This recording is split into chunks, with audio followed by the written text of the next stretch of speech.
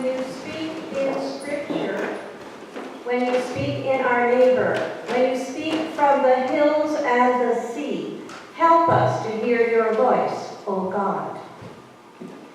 An incarnational translation of Luke 14, verses 12 to 24.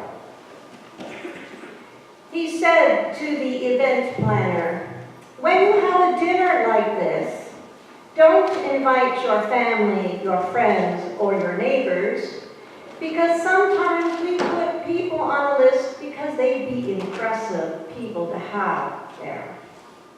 But rather, go to the food bank and ask to invite their clients, and go to the shelters in town and invite the people housed there. And you will feel better because they can't repay you in any way. And you will be repaid on the day when you get to those pearly gates." One of the people close by, on hearing this, said to him, "Awesome! Sounds like we can all get to the pearly gates." Then Jesus told them this story. A mayor in a town had a dinner and invited many. When the day came, he asked his executive assistant to send an email to the guests with the subject line, "Come, for everything's ready." As the replies came back, she forwarded them to the mayor. He sat at his desk, scrolling through the emails, reading things like, "Sorry, I can't come. I have to mow the grass," or "I have to walk the dogs," or "I have to take my kid to a hockey game." He was flabbergasted. Everyone had canceled. The mayor pondered for a moment. Then he called his executive assistant into his office and he said, "Change of plans. I want you to drive along Main Street and then over to Memorial Park and invite anyone you see who looks like they might be homeless. And look for that group who meet in that alleyway by the old newspaper office and bring them back for the dinner." She went out and did all of this and reported back to the mayor that there was still room at the table. Then the mayor said, "Okay, now go to that group home in town and those apartments above Main Street and bring all those people to dinner. I want the place filled. FYI, take those names off the mailing list who said they had better things to do than have dinner with me. They're not coming back."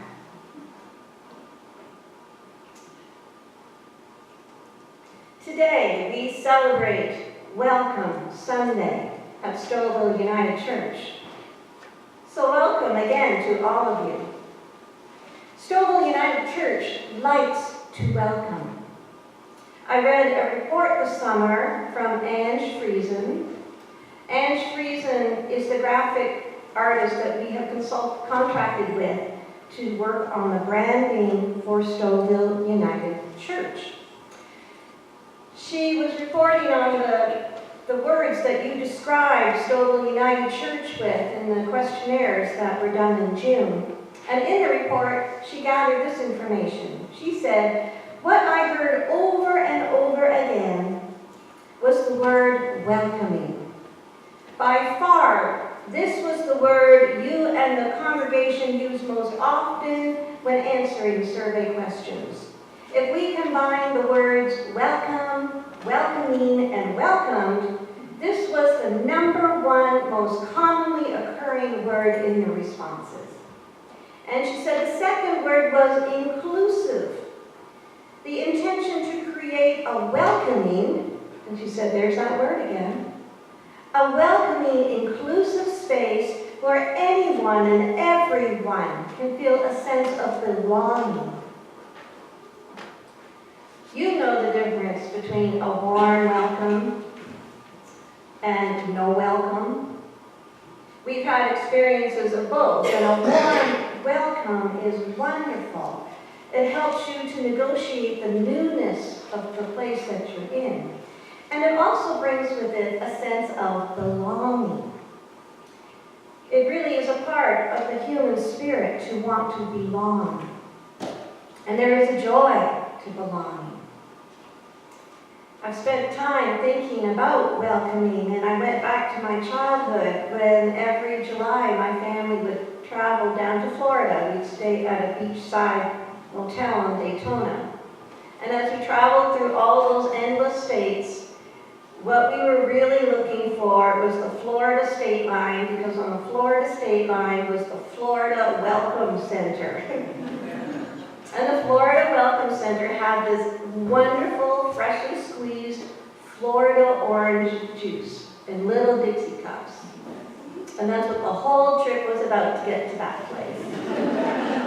And I can still taste welcome in that orange juice. Many of you were part of the Stouffville Cares work. Stouffville United was one of the partner churches in sponsoring a refugee family in February 2015. Our family arrived in a snowstorm on leap year day in that month. A number of us were in the delegation that went to the airport motel to pick up our refugee family in the middle of the snowstorm, and we stood at the bottom of the staircase as they came down, and we said, "Welcome to Canada," waving our flags. And then we went in a little convoy of a variety of cars to bring them back to their home in Stouffville. And as we were coming along from the 404 along Stouffville side road, we were saying, "Welcome to Stouffville." Jesus loved to welcome. He loved to welcome those who no one else would welcome. He would welcome those who were on the sides, pushed to the fringe, the sick, the mentally ill, those who were shamed. And his example teaches how and who to welcome. As Christians, we are called to model his welcome, both individually and as a church.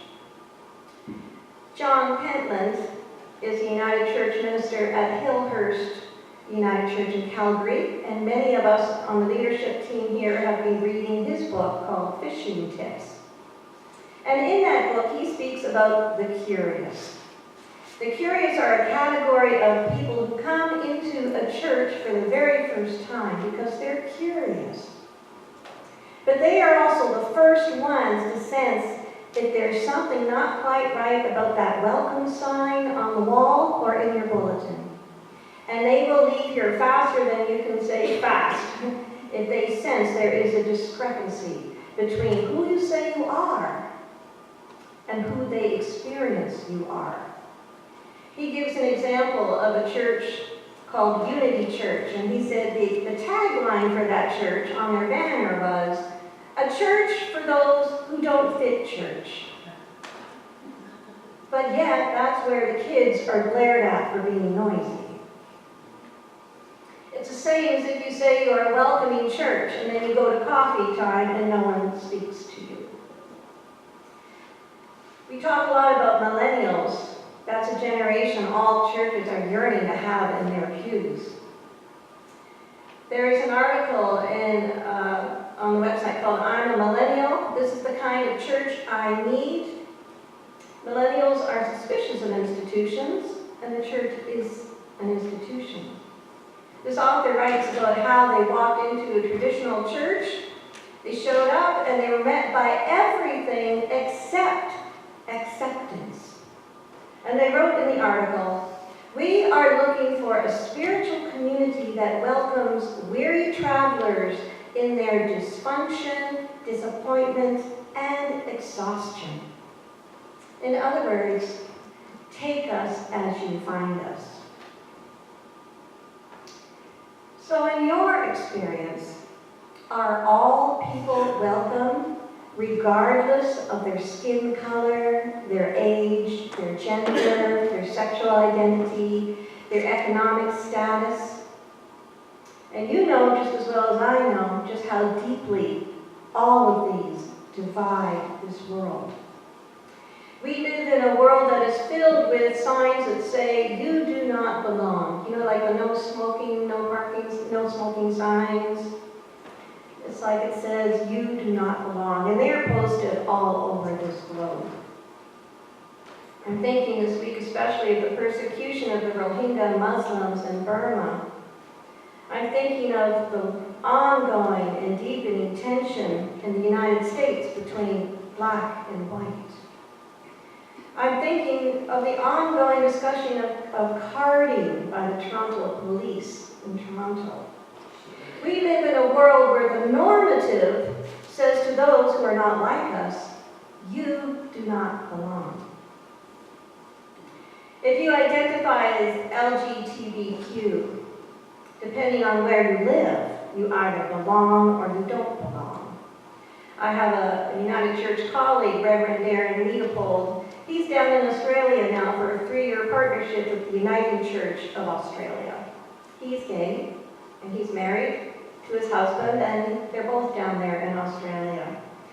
This past week, he posted on Facebook how distraught and devastated he was by the Australian government's going ahead with a voluntary plebiscite amongst the people of Australia to decide is same-sex marriage okay to have. He's distressed by this torrent of hate literature that is being sent to all in the gay community where he works and lives.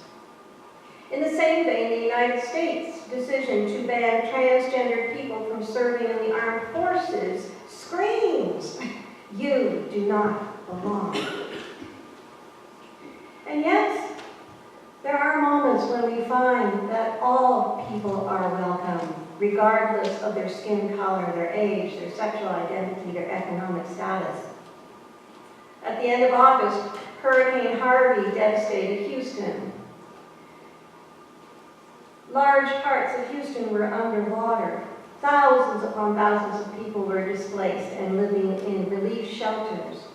And yet, at the many community dinners that were there, the food was dished out, all those evenings, all those dinners, and all were welcome to those tables. All belonged to those tables. Stouffville United Church is learning what it means to live its vision of creating community for all. Jesus challenges and pushes the definition of what all includes. Jesus told parables about the kingdom of God. And the parable from Luke 14 that we are looking at today is a complicated one. Actually, they're all complicated. But this one is in particular because we have 2 scenarios happening within it. There are 2 dinner parties being talked about. In the first dinner party, Jesus tells us to not invite the people we know, in case we are expecting something in return. And he tells us to invite all the people that we never think of inviting, like food bank clients and sheltered guests. The second dinner party adds a twist to the first scenario.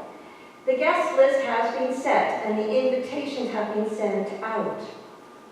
Only no one is coming. They've all sent excuses why they can't attend. And the one giving a party is upset. It looks bad. And then the one giving the party says, change of plans, and begins to invite all the people in town who would never have been on that guest list in the first place. The people who are in the you do not belong zone of the community are now in the you belong zone.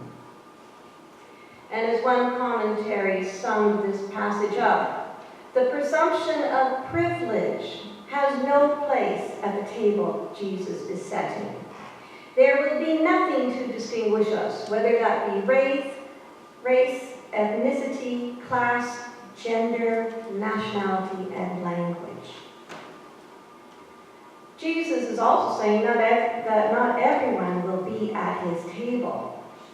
Those who turn down the invitation to the dinner will not be invited back. It seems harsh that Jesus wouldn't let them have a second chance.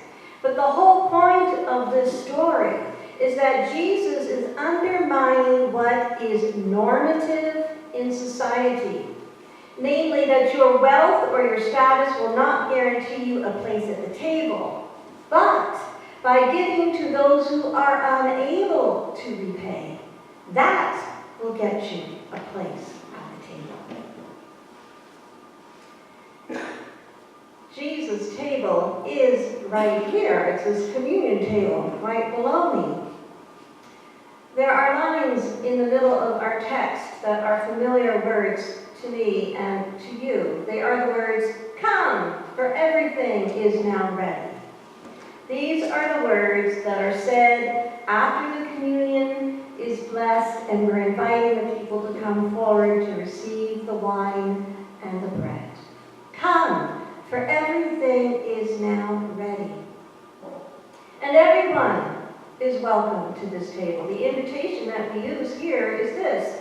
This is not the table of the United Church of Canada. This is not the table of Stouffville United Church, but it is the table of Jesus Christ, and all are welcome at this table.